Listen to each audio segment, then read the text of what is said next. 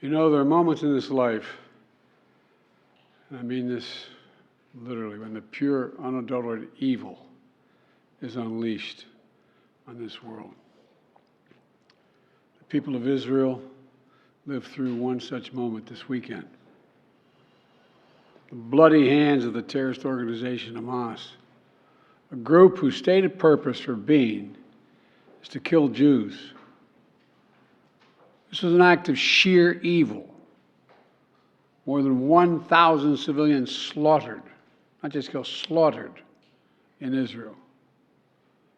Among them, at least 14 American citizens killed. Parents butchered, using their bodies to try to protect their children.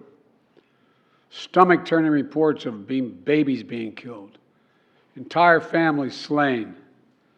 Young people massacred while attending a musical festival to celebrate peace. To celebrate peace. Women raped, assaulted, paraded as trophies. Families hid their fear for hours and hours, desperately trying to keep their children quiet to avoid drawing attention. And thousands of wounded, alive but carrying with them the bullet holes and the shrapnel wounds and the memory of what they endured. You all know these traumas never go away. There's still so many families desperately waiting to hear the fate of their loved ones, not knowing if they're alive or dead or hostages. Infants in their mother's arms, grandparents in wheelchairs, Holocaust survivors abducted and held hostage. Hostages whom Hamas has now threatened to execute in violation of every code of human morality. It's abhorrent. The brutality of Hamas, these bloodthirstiness brings to mind the worst rampages of ISIS. This is terrorism. But sadly, for the Jewish people, it's not new.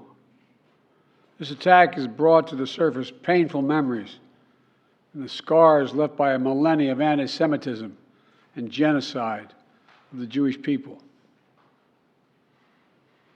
So in this moment, we must be crystal clear. We stand with Israel. We stand with Israel.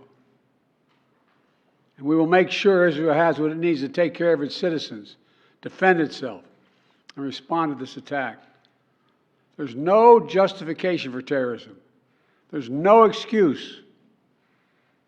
Hamas does not stand for the Palestinian people's right to dignity and self-determination. Its stated purpose is the annihilation of the state of Israel and the murder of Jewish people. They use Palestinian civilians as human shields. Hamas offers nothing but terror and bloodshed with no regard to who pays the price. The loss of innocent life is heartbreaking. Like every nation in the world, Israel has the right to respond, indeed has a duty to respond to these vicious attacks. I just got off the phone with a third call with Prime Minister Netanyahu, and I told him, the United States experience what Israel is experiencing, our response would be swift, decisive, and overwhelming. We also discussed how democracies like Israel and the United States are stronger and more secure when we act according to the rule of law. Terrorists purposely target civilians, kill them. We uphold the laws of war, the law of war. It matters. There's a difference. Today, Americans across the country are praying for all those families that have been ripped apart. A lot of us know how it feels. It leaves a black hole in your chest when you lose family. Feeling like you're being sucked in. The anger, the pain, the sense of hopelessness. This is what they mean by a human tragedy, an atrocity on an appalling scale. But we're going to continue to stand united, supporting the people of Israel who are suffering unspeakable losses and opposing the hatred and violence of terrorism. My team has been in near constant communication with our Israeli partners and partners all across the region and the world from the moment this crisis began. We're surging additional military assistance, including ammunition and interceptors, to replenish Iron Dome. We're going to make sure that Israel does not run out of these critical assets to defend its cities and its citizens. My administration has consulted closely with Congress throughout this crisis.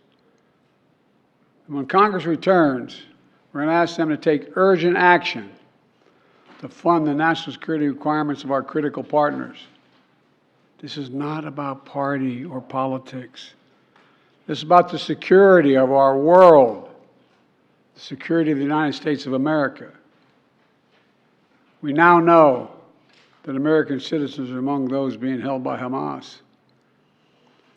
I've directed my team to share intelligence and deploy additional experts from across the United States government to consult with and advise Israeli counterparts on hostage recovery efforts.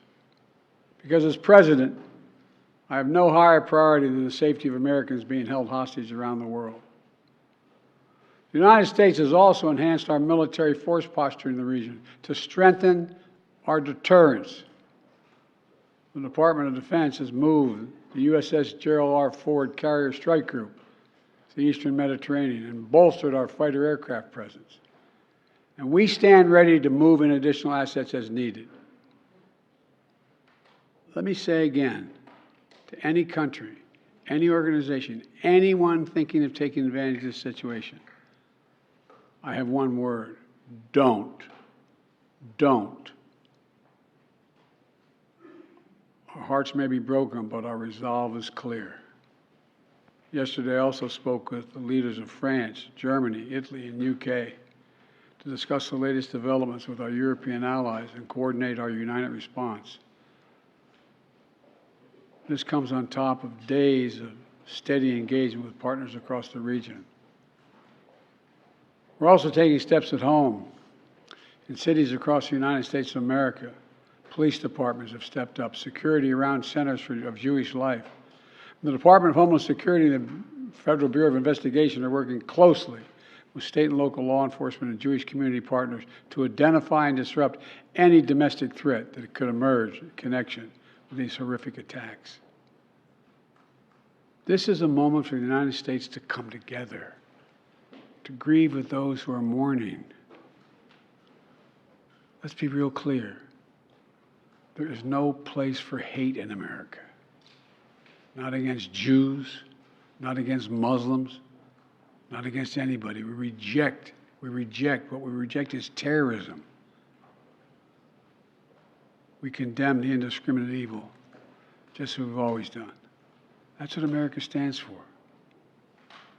You know, just over 50 years ago, I was thinking about it this morning, talking to the Secretary of State, the Vice President in my office. Over 50 years ago, as a young senator, I visited Israel for the first time as a newly elected senator. And I had a long, long trip, a meeting with Golda Meir in her office just before the Yom Kippur War. And I guess she could see the consternation on my face as she described what was being faced. They were facing. We walked outside in that sort of hallway outside her office to have some photos. She looked at me all of a sudden and said, "Would you like to have a photograph?" And so I got up and followed her out. We were standing there silent, looking at the press. She could tell, I guess, I was concerned. She leaned over and whispered to me, she said, "Don't worry, Senator Biden. We have a secret rep in here in Israel." My word is what she said. We have no place else to go. We have no place else to go. For 75 years, Israel has stood as the ultimate guarantor of the security of Jewish people around the world, so that the atrocities of the past could never happen again. And let there be no doubt, the United States has Israel's back. We will make sure the Jewish and democratic state of Israel can defend itself today, tomorrow, as we always have. It's as simple as that. These atrocities have been sickening. We're with Israel. Let's make no mistake.